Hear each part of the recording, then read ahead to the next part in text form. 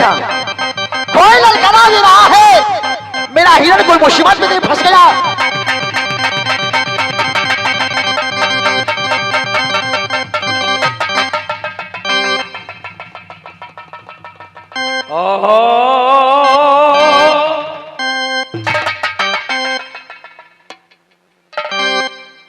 मेरे हिरण को ऊपर हाथ डाला,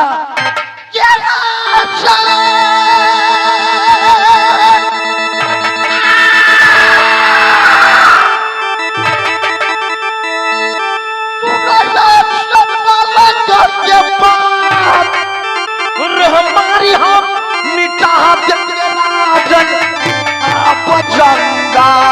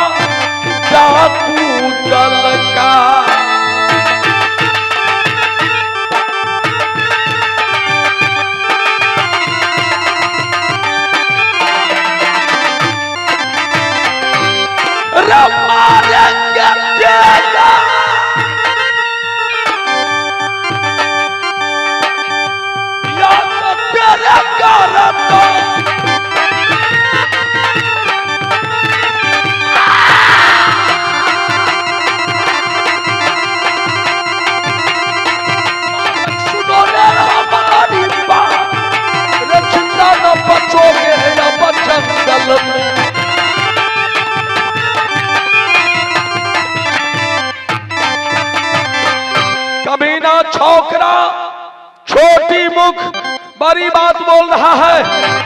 उधर बालक समझकर मैं छोड़ रहा हूँ। छोड़ दो, अब ये बालक है, नादान है, इसके साथ लड़ाई मत करो। देवा तुम छोकरा से पूछ लो कौन है, किसका बेटा है। ठीक है मैं पूछ रहा हूं, किसका पोता है, कहो हिरण छोड़कर भाग जाएगा। समझा दो। मैं समझा रहा हूँ, तुम साइड हो जाओ। हाँ। ए बालक, राजन इसे साफ साफ कह दीजिए क्या हिरण छोड़कर चले जाए। अगर ऐसा नहीं किया तो मैं इसे जिंदा बचा नहीं दूंगा। तुम इसके साथ लड़ाई करोगे? मैं इसके साथ नहीं, शो कोई मेरा हिरण को बर्बाद करेगा मैं इसे कदापि छोड़ने वाला नहीं। तुम यह बतलाओ तुम कौन हो, कहाँ के रहने वाले हो, क्या तुम्हारा नाम है? अच्छा आप मेरा पट्टा जानना चाहते हैं? क्यों नहीं? खैर आप मीठी मीठी बातें करते हैं तो ठीक है, मैं आपको अपना परिचय देता हूँ। मेरा घर इस मनमावरी जंगल में पड़ता है। अच्छा, मुनिवर बाबा को आश्रम में रहता हूँ, है ना। ये बेटा कहाँ था भूलना तो भी न गया, ये बेटा कहाँ पर मैं भूलिया तो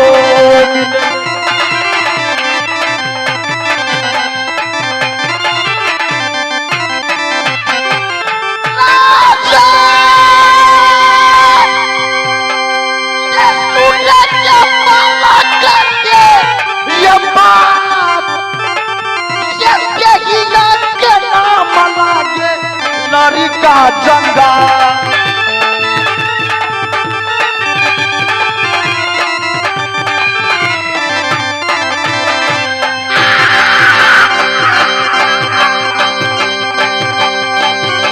ये हिरण संग खेलता हम जंगलों में यार, ये हिरण संग खेल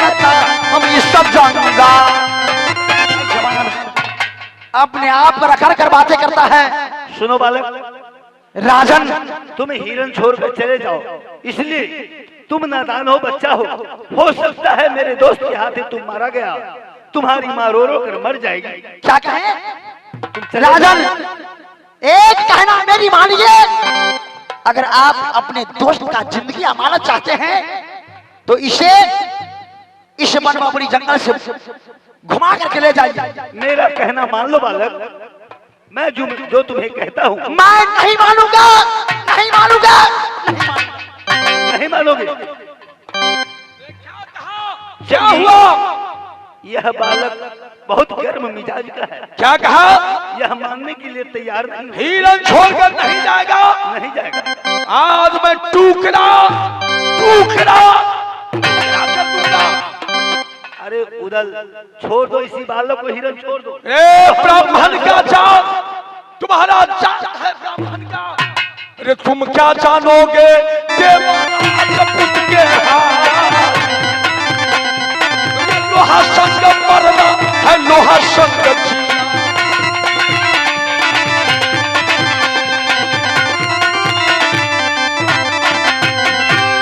अरे हो जाता ऋषमलय भूम पे बालक सुनो रे हमारी बात। अरे जिंदा न बचोगे तू दलहा हाथों से।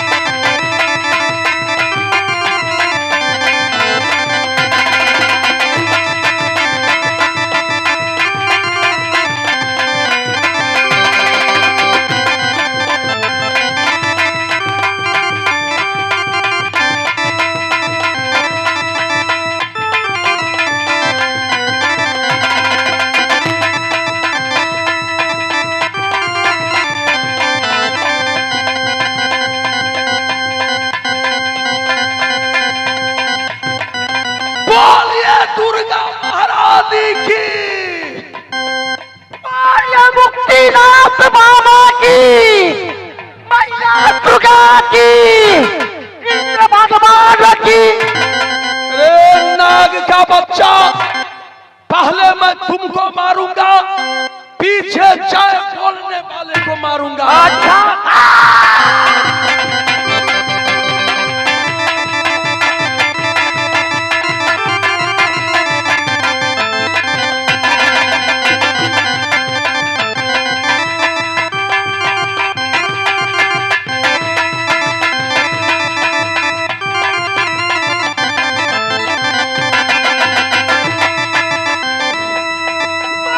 बुढ़ी भगवान की, मैया जगत जननी की।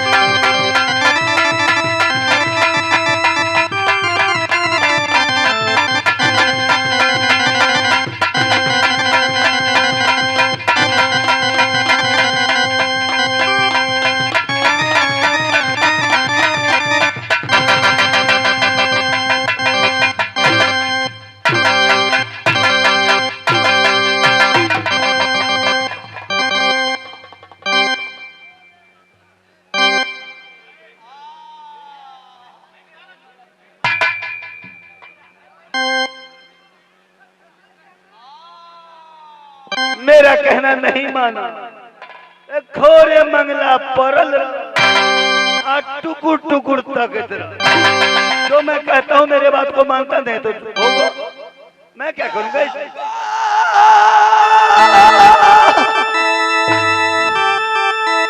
रजुलु माया पिता गाया रे माया ये बाजू टूट गए आदौदा लगे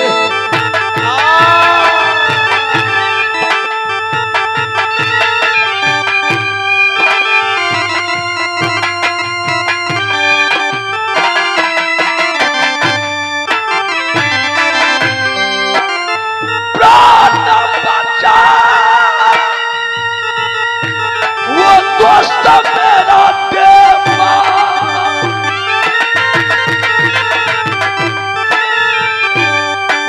भैया सुनो देवा मेहमान बचेगा मोहबिया बाला देवा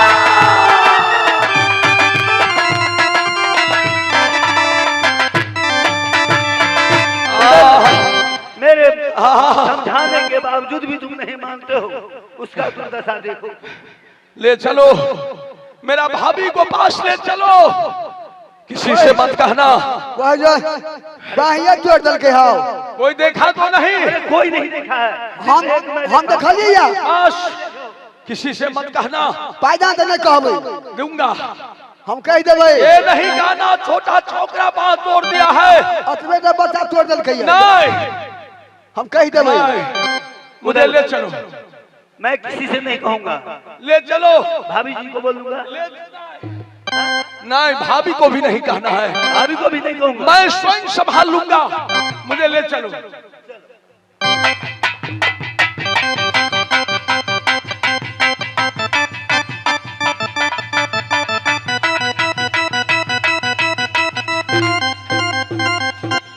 जी हरनी मारने के लिए गया अभी तक हरनी लेकर के नहीं आई है ना जाने में कब कबाब खाऊंगी।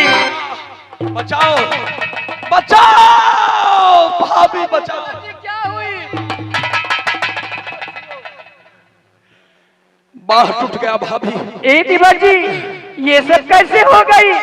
भाभी घोड़ा बेंगल पर सवार था अच्छा हिरन को पीछा करके जा रहा था हाँ? हिरन पहाड़ पर चढ़ गया अच्छा घोड़ा पहाड़ पर चढ़ गया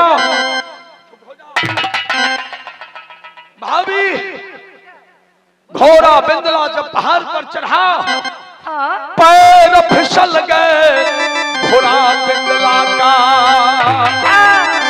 हे उदला ये गिरा है पर्वत पर भारा हे पाया ये बाजू टूट गए आज उदाल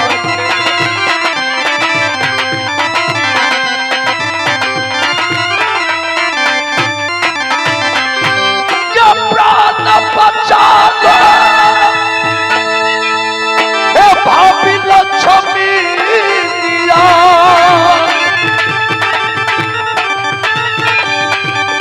भाभी सुनो तना का धमाल हे फटता चले जा डाकू दल का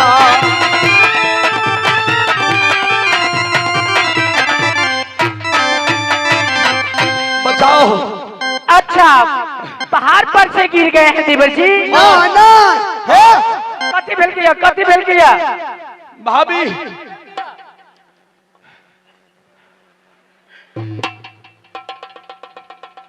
ठीक है दीवर जी आप चिंता नहीं कीजिए आप तो जानते हो कि मैं जादूगर नहीं हूँ हाँ। पर हम जादू कोई कोई जाने तेरे हम जादू सोना जानती है हाँ मैं अपनी जादू से आपको हड्डी ठीक कर देती हूँ जल्द करो कलेजा फटा जा रहा है भाभी आप जानते रहिए मैं करती हूँ जय माँ काली कलकत्ते वाली तेरी वचन जाए ना खाली तेरी वचन जाए खाली तो कौन कहेगी काली गल गल गल गल गल गल गल गल गल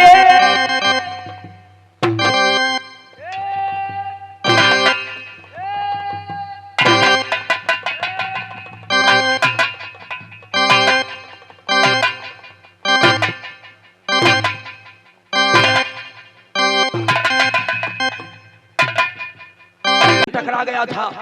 अच्छा, हिरन को ढूंढ रहे हो? भाग गया। तो भागने दीजिए। उदल को भय से भाग गया। अच्छा हुआ जो भाग गया। आज हिरन खाने को दिन भी नहीं है। अच्छा, हिरन न चले, हिरना चले।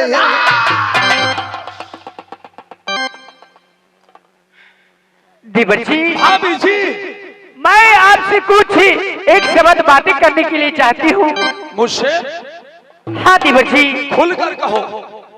दीवर जी, हाँ, जिस समय मेरी बेटा इंदल हाँ, मेरी कोख में पल रही थी, अच्छा, मैंने मेला बक्सर में शिव बाबा को मानतब की थी हाँ, कि जिस दिन मेरी कोख से पुत्र पैदा लेगा उस दिन मैं पहला मुंडन मैं शिव बाबा को करूंगी। यही कार्तिक पूर्णिमा को शुभ अवसर पर। हाँ दीवर जी। अच्छा अच्छा, आज दिन आ गई है। हाँ, सुंदर सा मेला बक्सर में मेला लगी हुई है। अच्छा, शिव बाबा की मंदिर है, वहाँ मुंडन कराऊंगी बेटा इंदल को। घबराने की बात नहीं। हाँ, मुक्तिनाथ की मंदिर में। भाभी जी, दीवर जी, जितने मोहब्बा का नर नारी है, क्यों नहीं, सबको बुलाओ। गाँव लगनौती है, गंगों की पियौती। क्यों नहीं, गाँव लगनौती है, गाँव पियौती। हे भाभी गाँव मंगलाचार, हे आज मुंडन होगा बेटा इंदल।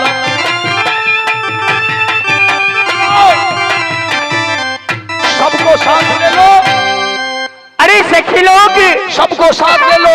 जितना मेरी मोहब्बत की सखी लोग हैं, हाँ। सबको सब आ जाओ। चलो मेला बक्सर में।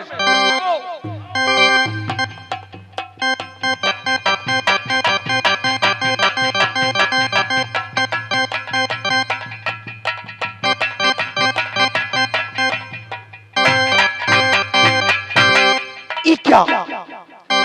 बेटा गया लकड़ी चुनने के लिए, वो अभी तक वापस नहीं आया। पता नहीं वो कहाँ चला गया, कहाँ नहीं। मैं कितनी देरों से इंतजार कर रही हूँ कि कब मेरा बेटा लकड़ी चुनकर आएगा। मैं अपनी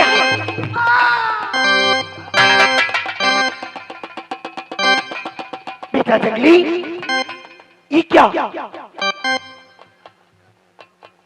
बेटा, ये मैं क्या देख रही हूँ कि आज तेरे चेहरे के ऊपर उदासी, तुम घबराई हुई हो। बेटा, माँ रजी चना चला माँ मन बाऊर देखी। बेटा चेहरा रे लगता उदास रे, का कोई छतरी बेटा ताना जो रे कुशला